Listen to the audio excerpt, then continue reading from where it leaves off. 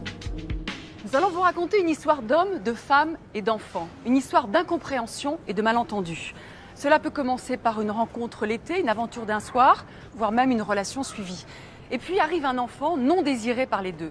Pour certains hommes, cela s'appelle de la paternité imposée. Pour la justice, si l'homme est le père biologique, alors il doit assumer et subvenir aux besoins de l'enfant. Vous allez entendre des paroles rares et fortes d'hommes et de femmes qui vont nous raconter ce qu'est pour eux être père, être mère, avoir un enfant, ensemble ou pas.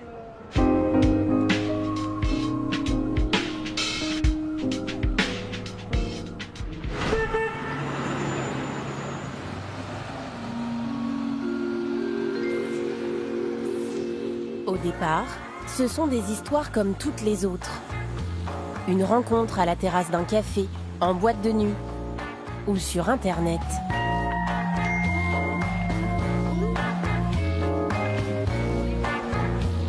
Un début de relation amoureuse ou une aventure d'un soir, sans promesse. Des histoires qui basculent à l'annonce d'une grossesse. Marco se voit imposer une paternité qu'il n'a jamais désirée. Ma révolte, en fait, c'est qu'on me prend en otage. Et là, on m'impose un enfant d'une femme que je ne connais même pas. C'est un assassinat, ça. Ces hommes peuvent-ils refuser d'être pères? Les femmes seraient-elles toutes puissantes quand il s'agit de donner la vie? Les capotes, c'est pas fait pour les chiens, donc autant que les hommes les utilisent, ça serait quand même pas mal quand ils veulent pas d'enfants. Comment se construisent les enfants issus de ces relations éphémères? Enfance sans père, on nous arrache déjà la moitié de nous. L'abandon, le rejet, c'est quelque chose d'insupportable pour un enfant.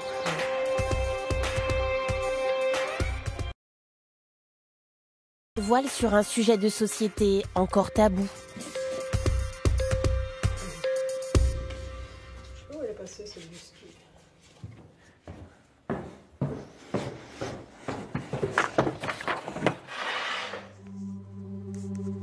À sa naissance, je ne suis pas allé voir ma fille.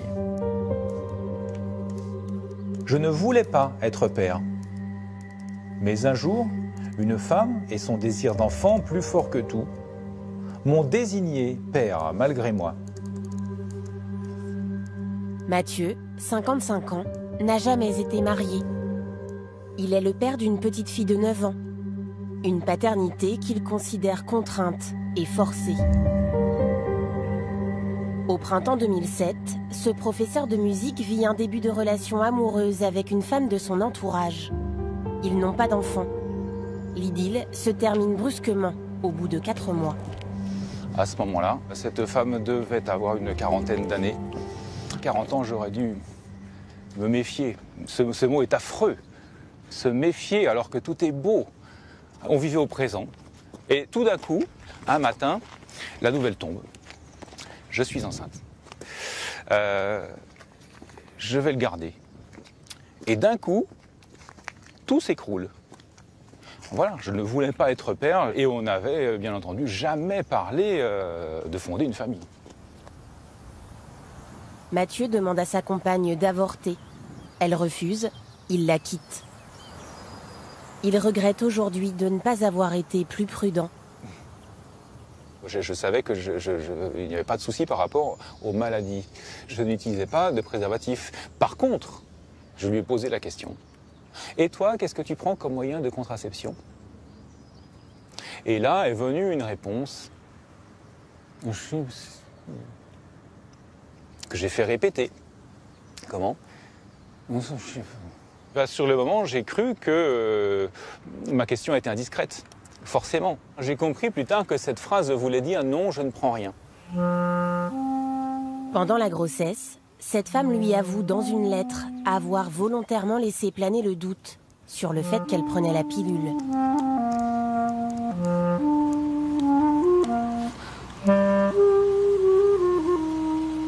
40 ans après le combat des femmes pour l'accès à la contraception et le droit à l'avortement, celui qui se dit père malgré lui pointe du doigt l'inégalité entre les sexes sur la question de la parentalité. » La femme peut dire un enfant si je veux, quand je veux. Et c'est très bien, c'est son choix. Il n'y a rien à dire là-dessus. Si un homme dit un enfant si je veux, quand je veux, l'idée c'est que c'est un salaud. Un homme n'a aucun droit. La femme est toute puissante. C'est le sentiment que j'ai. Je ressens quelque chose comme le viol, quelque chose de très proche. L'intimité n'existe pas, l'intimité est niée. Le consentement n'a pas été demandé. Mais vous étiez consentant à faire l'amour avec cette femme? Bien sûr que j'étais consentant, mais c'est pas la même chose d'être consentant à l'acte sexuel et consentant à la parentalité.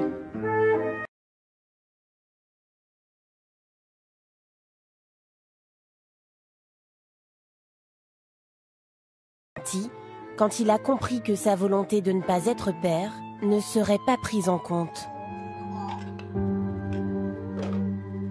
Les paternités dites imposées ne concernent pas seulement les hommes qui refusent de fonder une famille. À 38 ans, je suis papa d'une charmante petite fille. Devenir père est formidable. Mais une femme avec qui j'ai couché il y a 8 ans menace aujourd'hui mon équilibre familial. Marco savoure chaque instant passé aux côtés de sa fille, Lily. Oui, plein de petits cochons. Et ça, c'est le chien? Regarde. Quand on a la maman idéale, être papa, je pense que c'est ce qui est le plus précieux. Pas vrai? Marco, artisan, s'est marié avec Tara après la naissance de leur fille Lily, aujourd'hui 16 mois. Mais la fillette n'est pas son premier enfant. Il a déjà un fils âgé de 8 ans. Un enfant qu'il n'a jamais reconnu. À 30 ans, Marco était musicien et jouait dans les bars presque tous les week-ends.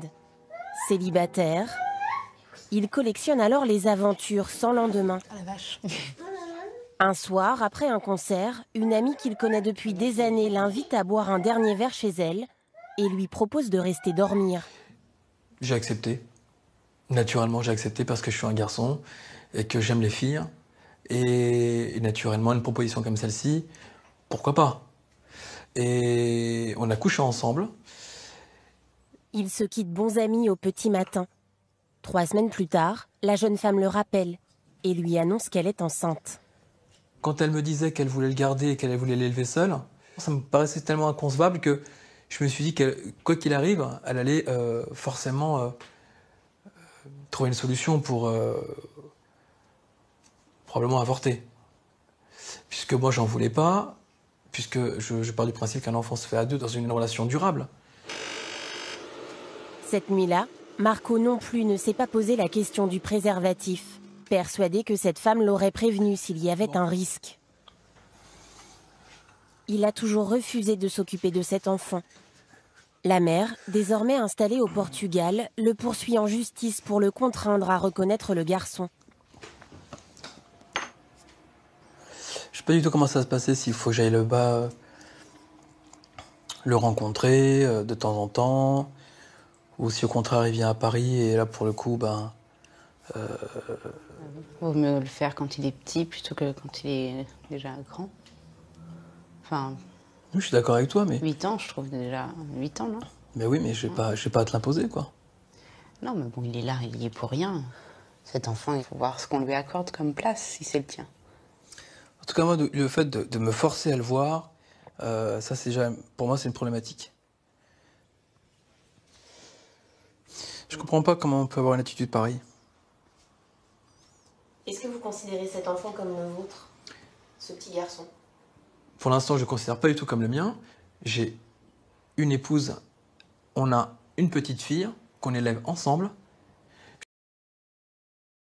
Que je ne connais pas. C'est effrayant de voir que les femmes, finalement, pour arriver à leur fin, jouent de stratagèmes et voilà, on sait quand est-ce qu'on est les plus fertiles, on sait quand est-ce qu'on a envie d'avoir un enfant, enfin, on veut dire, les femmes ont le pouvoir sur ça. Donc clairement, c'est une prise en otage. Ouais. C'est un piège. Un piège, voilà, c'est ça que je voulais dire, un piège. Ouais. Marco vit dans l'attente de sa convocation au tribunal. Incapable de savoir quel rôle jouer dans la vie de cet enfant s'il est déclaré père. Chaque année, en France, plus de 1000 demandes de reconnaissance en paternité sont déposées devant les tribunaux. Les mères ont jusqu'aux 10 ans de l'enfant pour entamer la procédure. Un délai qui permet à certains hommes d'oublier ou de penser qu'on ne viendra jamais leur demander des comptes. Il a suffi d'un clic, d'une rencontre sur Internet, pour que je sois désigné père malgré moi. Aujourd'hui, je me retrouve traîné devant les tribunaux. Je me sens sali, écrasé, piégé. À 50 ans, Pierre a 4 enfants légitimes. 2 d'un premier mariage, aujourd'hui étudiants. 2 autres en bas âge, issus d'une nouvelle union. Depuis quelques mois, l'existence d'un 5e enfant sème le trouble dans sa descendance. Après son divorce il y a 8 ans, ce cadre supérieur s'inscrit sur un site de rencontre. Il s'amuse et cumule les aventures d'un soir, comme avec cette femme. C'était une phase d'approche avec un café, et puis on a couché 2 fois ensemble, et puis bye bye, chacun poursuit sa route. Voilà. Donc très consumériste, voilà, donc sans engagement aucun. Pierre passe à autre chose. 1 mois plus tard, cette femme le rappelle et lui annonce qu'elle attend un enfant de lui. Elle était autour de 40 ans, donc elle m'a dit, écoute, c'est peut-être ma dernière chance d'avoir un enfant, donc moi je souhaite le garder. Donc j'en prends la responsabilité, donc tu n'entendras plus jamais parler de moi. Donc je pense que le piège était ouvert, que cette femme ne prenait pas la pilule sciemment, qu'elle cumulait des aventures, et puis le premier qui tombe dans la période de conception, ce sera lui le père. Voilà. À mon avis, elle s'est servie de site de rencontre comme une banque de sperme, je dirais, avec un visage. Cette femme ayant promis de disparaître, Pierre ne parle à personne de cette histoire. Il refonde une famille. Après 8 ans de silence, il reçoit à son domicile un courrier qui va faire basculer sa vie. Elle me demandait clairement de reprendre contact avec elle et avec son enfant, que son enfant souffrait d'un manque affectif, de ne pas connaître son père. Donc là, ça a été vraiment un choc que j'ai complètement refusé. La mère du garçon lance alors la procédure. Pierre met son épouse au courant, mais refuse d'en parler à ses enfants. Pour se défendre, il a fait appel à une avocate, spécialiste du droit de la famille. Maître Marie Plard vient de recevoir les requêtes de la partie adverse. Donc je vais reprendre l'étendue des demandes. Elles sont graves, elles sont nombreuses. Au départ, cette mère sollicitait une relation affective pour son fils. Elle réclame désormais une pension alimentaire de 600 € par mois. Vous allez devoir entretenir cet enfant avec une particularité, c'est que le juge a la possibilité de faire remonter les pensions alimentaires au jour de la naissance de l'enfant. Donc là, cet enfant a 8 ans. Si on met quelques mois, voire quelques années de procédure, on peut avoir 10 années de rétroactivité de pension alimentaire. 600 € sur une année, ça fait 7 200 €. Sur 10 ans, ça fait 72 000 €. Est-ce que vous seriez en mesure d'assumer tout ça? Je peux pas, mais je trouve ça... c'est dégueulasse. Outre 600 € par mois également, hein. Plus en plus, oui. Tous les mois, un arriéré de 72 000 plus 600 € par mois. Dans ma situation, je ne peux pas. C'est-à-dire qu'il faut que je vende mon habitation principale, que j'ai des pensions alimentaires, des enfants issus de mon premier mariage, donc c'est absolument impossible. Alors, c'est révoltant. Le contexte, en fait, on fait fi du contexte. Là, la procédure qui est engagée est une procédure engagée au nom de l'enfant. C'est l'enfant que vous avez face à vous. Et en fait, votre relation n'est qu'un épiphénomène dans cette quête aux origines. Est-ce que La loi refuse de considérer la naissance d'un enfant comme un préjudice. Elle impose au père de l'entretenir. En droit, cela s'appelle les aliments. L'enfant, il a le droit de demander des aliments à son père depuis sa naissance jusqu'à ce qu'il soit en état de subvenir à ses besoins. Donc en gros, je suis pieds et poings liés. Mais il est vrai que si on doit enfoncer le coin, on va aborder un autre sujet qui est aussi lourd de conséquences, qui sont les conséquences patrimoniales. Parce que cet enfant, il va venir en concurrence avec les autres enfants et il aura les mêmes droits qu'eux, la même part sur votre héritage. Je suis un peu abasourdi quand même. Les hommes qui viennent me voir me disent « j'ai fait confiance ». J'ai envie de leur dire « mais il fallait vous faire confiance à vous ». Et le message qu'il faut faire passer aujourd'hui, c'est la contraception, c'est aussi votre problème. Pierre va devoir se soumettre à un test ADN. S'il est bien le père biologique, il devra assumer et payer. Pierre n'a pas le choix, il doit se soumettre au test ADN. Et s'il ne se soumet pas, la moindre petite preuve fera de lui un géniteur. Et Pierre est effectivement condamné à être père. Pensez-vous pouvoir devenir un père pour cet enfant un jour? Jamais. Pour protéger sa famille et son patrimoine, Pierre espère que le test ADN se révélera négatif.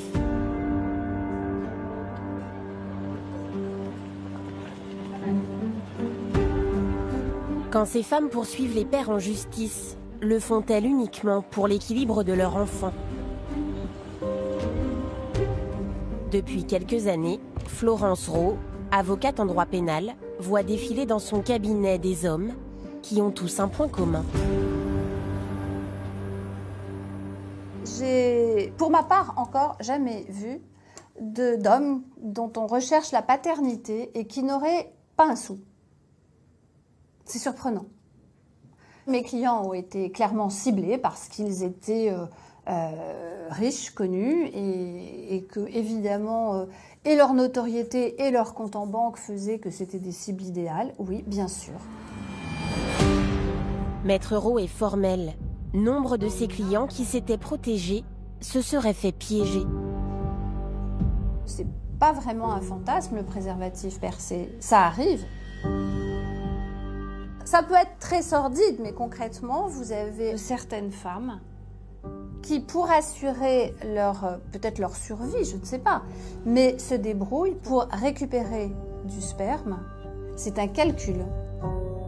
Pour les hommes les plus fortunés, les demandes de pensions alimentaires peuvent atteindre 8 000 € par mois. Mais ce n'est pas ce qui interpelle le plus l'avocate. En dehors de la pension alimentaire, je vous assure que dans 95% des cas, ces femmes veulent qu'on leur foute la paix. Il n'est pas question de partager quoi que ce soit. Il n'est pas question de partager un enfant, surtout pas, parce qu'on veut bien l'argent, on veut bien le sperme et l'argent, mais on ne veut pas de droit de visite et d'hébergement, on ne veut pas d'implication du père, parce qu'il ne manquerait pas quand même qu'il vienne enquiquiner la mère et l'empêcher d'élever son enfant comme elle l'entend.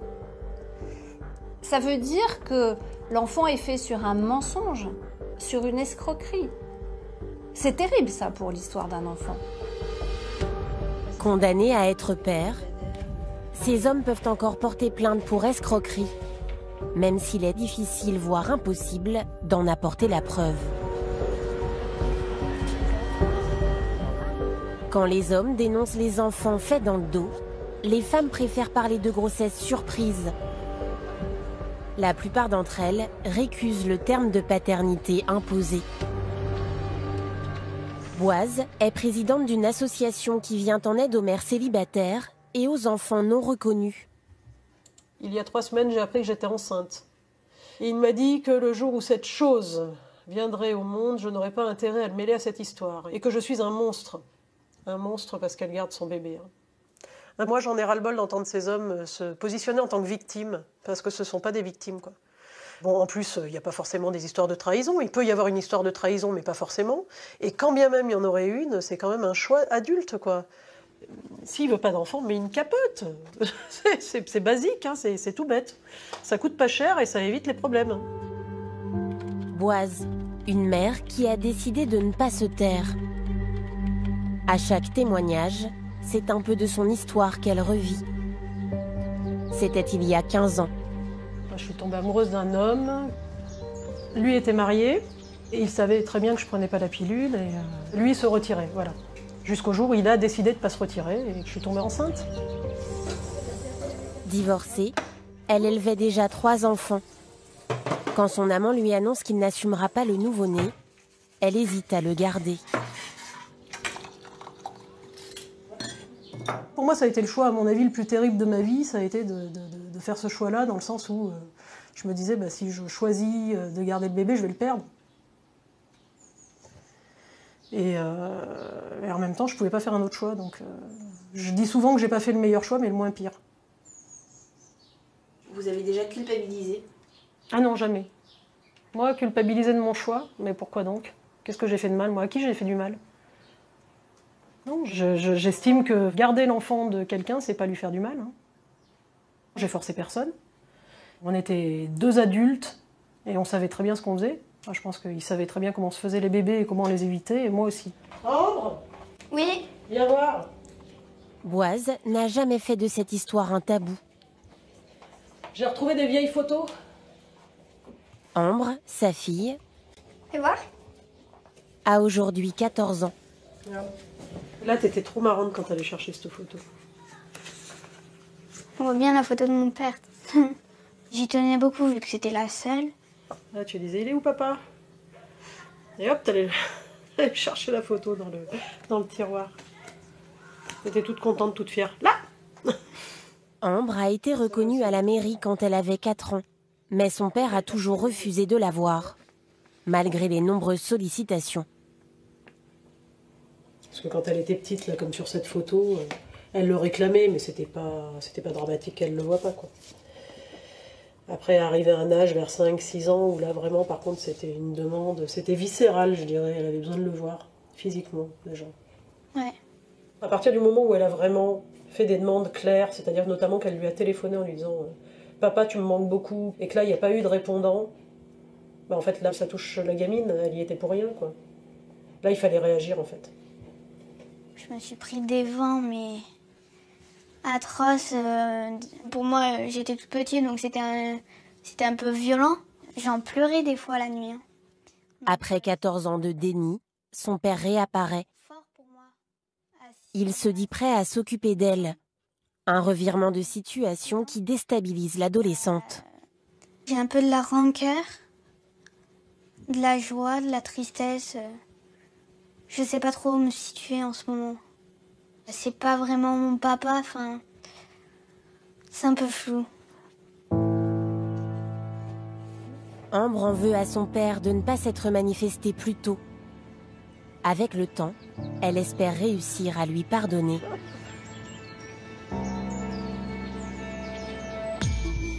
D'autres n'ont pas cette opportunité. Comment se construisent les enfants rejetés avant même d'être nés? Je n'ai rien demandé à personne, mais j'existe. D'où vient mon caractère? Est-ce que je lui ressemble? Est-ce qu'il pense à moi? Voilà, qui est mon père? Lucie a 34 ans. Fille unique, elle a été élevée par une mère célibataire. Elle n'a jamais rencontré son père. Elle est issue d'un adultère qui a duré 2 ans. Quand elle est tombée enceinte, elle lui a annoncé, il lui a dit je reviendrai et il n'est jamais revenu. Après, je pense que ma maman, ça l'arrangeait énormément qu'il n'y ait plus de papa, enfin qu'il n'y ait pas d'homme dans sa vie. Et toute ma vie a été une recherche perpétuelle de ce père qui m'a tant manqué. Lucie est élevée dans le secret et l'idée qu'elle ne doit surtout pas déranger cet homme.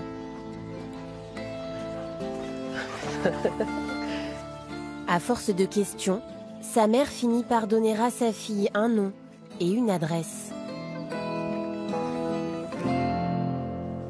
Le mari de Lucie, qu'elle a rencontré à 17 ans, l'a toujours soutenue dans la quête de ses origines. Moi, je me souviens la première fois où tu m'as dit, mon père, j'ai besoin de l'appeler, j'ai besoin de savoir qui c'est. Et ben, je t'ai dit, ben, fais-le. C'est le jour de la fête des pères, tu as attendu 18 ans, tu as épargné sa famille. Et ce soir-là, je l'ai appelé. Il est tombé des nues. Hein. C'est sûr. C'est sûr. Et il m'a raconté brièvement sa vie et qu'il me laissait cette porte ouverte, qu'il était soulagé, qu'il avait pu en parler avec sa femme. Il m'a laissé son numéro de téléphone et je n'ai jamais réussi à le rejoindre ensuite. Il a changé de numéro. Un affront que Lucie vit comme un deuxième abandon. Des années plus tard, elle apprend que la justice autorise les enfants majeurs à faire reconnaître leur filiation jusqu'à leurs 28 ans. Je voulais juste le voir, une fois. Pas plus. À 27 ans et demi, elle tente une dernière fois de faire réagir son père. Je t'écris aujourd'hui car jamais tu n'as donné signe de vie de toi depuis 10 ans. Je ne souhaiterais qu'un signe positif de ta part et je n'ai reçu que l'indifférence de toi. J'ai bientôt 28 ans, date limite pour faire une reconnaissance de paternité. Tu peux encore limiter les frais en assumant. Je regrette que tu n'aies rien fait pour moi depuis ma naissance, mais hélas, on ne peut pas revenir en arrière. En revanche, on peut aller de l'avant. Alors à très bientôt, ta fille Lucie. Et je lui laisse mon numéro de téléphone qui est resté sans rien, quoi. Moi, j'aurais été un papa, je serais venu direct. Direct.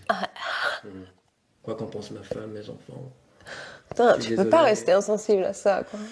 Moi, je te donne mon épaule, mon amour. Mais de même. 6 ans de procédure, 10 000 € de frais d'avocat, et Lucie n'a toujours pas mis de visage sur le nom de cet homme. Le jour de l'audience, il n'a pas fait le déplacement. Le jugement a été rendu en juin dernier. Le rapport d'expertise de l'Institut génétique a conclu à une probabilité de paternité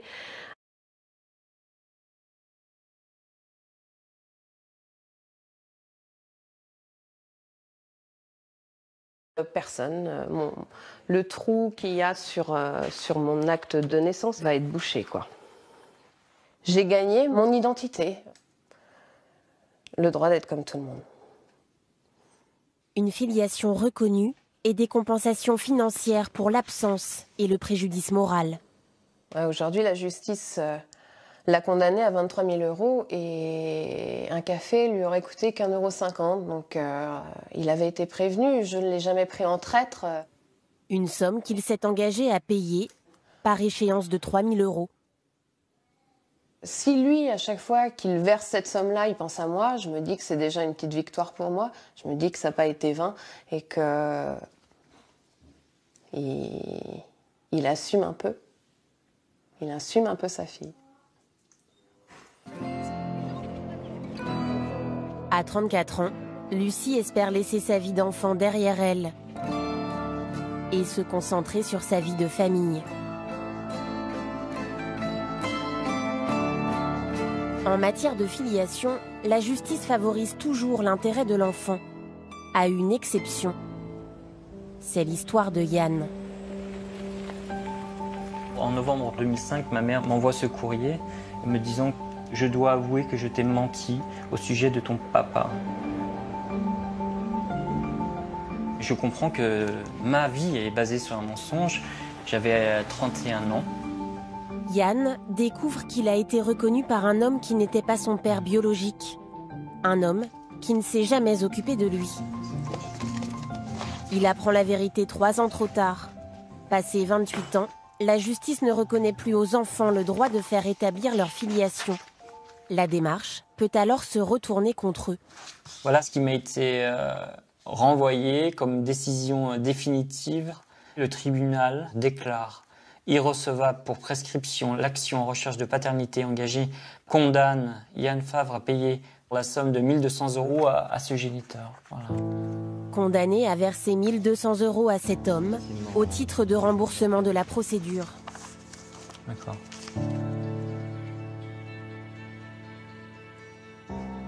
Je me sens un peu un bâtard.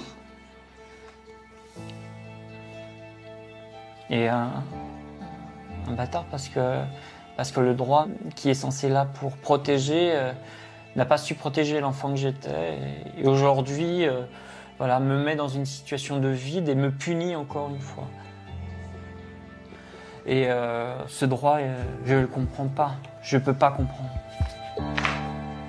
Ignorant la vérité, Yann était dans l'impossibilité d'agir dans le délai prévu par la loi. Pourquoi la justice interdit-elle l'accès aux origines 10 ans après la majorité? Nous avons proposé à Yann de rencontrer Pierre Murat, professeur de droit à la faculté de Grenoble. Bonjour Monsieur Murat. Bonjour Monsieur. Il a participé à la rédaction de la dernière loi sur la filiation en 2005. Alors, je crois que vous vouliez me poser quelques questions sur la recherche de paternité. Oui, voilà, en fait, j'ai eu un géniteur qui ne m'a pas reconnu à la naissance et j'ai cette impression que la justice française a entendu le père mais pas l'enfant. Oui. 28 ans, ça laisse le temps pour la personne de réfléchir. Si on ne lui a pas révélé, au-delà de 28 ans, on peut se demander, est-ce que ce sera vraiment l'établissement d'une filiation ? Autrement dit, est-il encore nécessaire à cet âge d'imposer des droits et des obligations au père? Vous voyez que c'est une chose que de dire « je voudrais connaître, je veux avoir accès à une information », ça c'est le droit aux origines, c'est tout autre chose que d'établir la filiation. Vous disiez que la justice était parfois trop raide. Dans cette situation, elle l'est? Dans cette situation, elle l'est sans doute. Parce que découvrir trop tard qui est son père et se voir opposer un article qui vous dit vous aviez jusqu'à 28 ans et pas plus pour pouvoir agir, c'est sûr que ça interroge même les meilleurs juristes. Pierre Murat admet que ce délai est arbitraire, mais précise que la loi ne peut pas faire de cas par cas. Chez les enfants comme chez les pères, le sentiment d'injustice domine. Marco rencontre ce matin son avocat portugais de passage à Paris. Il souhaite savoir ce qui l'attend une fois que le test ADN aura été réalisé. Il est probable qu'il soit positif. Et dans ce cas-là, qu'est-ce qui m'arrive? Si le test est positif, alors il y a tout un ensemble des obligations à respecter. Et tout se passe bien. En plus de la pension alimentaire à verser chaque mois, la justice portugaise imposera à Marco un devoir de visite et d'hébergement. Même en tant que Français?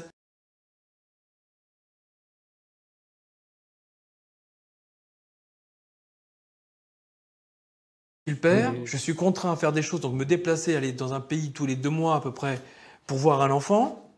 Mais si en plus j'y vais pas parce que j'ai ma vie ici, j'ai ma femme, j'ai ma fille, j'ai mon travail, je suis assujetti à payer, je comprends, à reverser des amendes. Votre révolte. Donc en fait je suis coincé de tous les côtés. Les lois, l'État, le ministère public, ils n'ont rien contre vous en tant que personne. Et vous vous rendez compte qu'on parle d'une vie. On n'a pas le droit de dire tu n'as pas honte, tu n'appelles pas pour son anniversaire. On n'a pas le droit de dire tu n'as pas honte, tu prends pas de nouvelles. Mais de qui? De quoi? Moi, j'ai une femme et un enfant. Et là, l'État m'oblige à reconnaître un 2e enfant. Et cette femme a fait de ma vie, depuis 8 ans, un cauchemar. On vous Alors, sent révolté, Marco? Pardon? On vous sent révolté? Je suis révolté.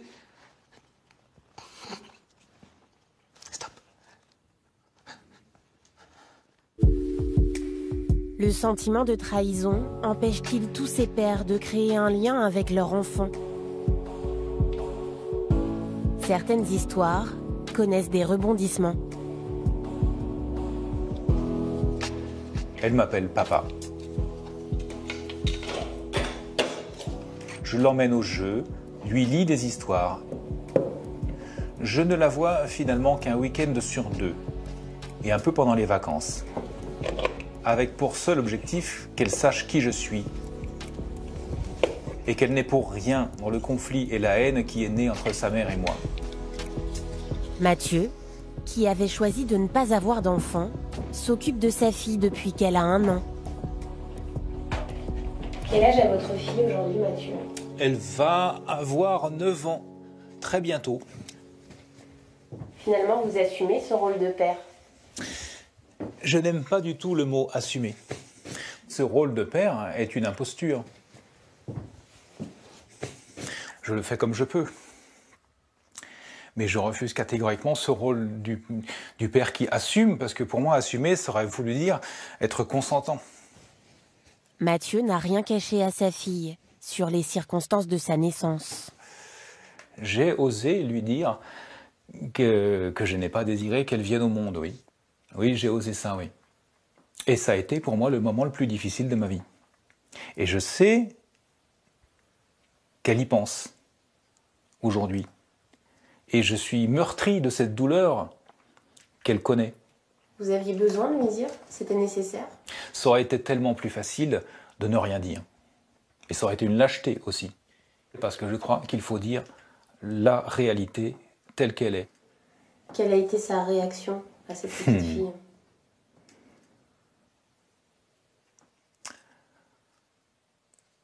Mais alors, tu regrettes que je sois là?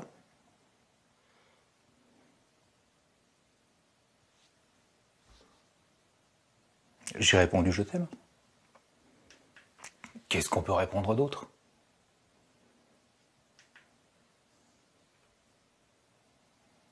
Qu'est-ce qu'il y a d'autre à dire?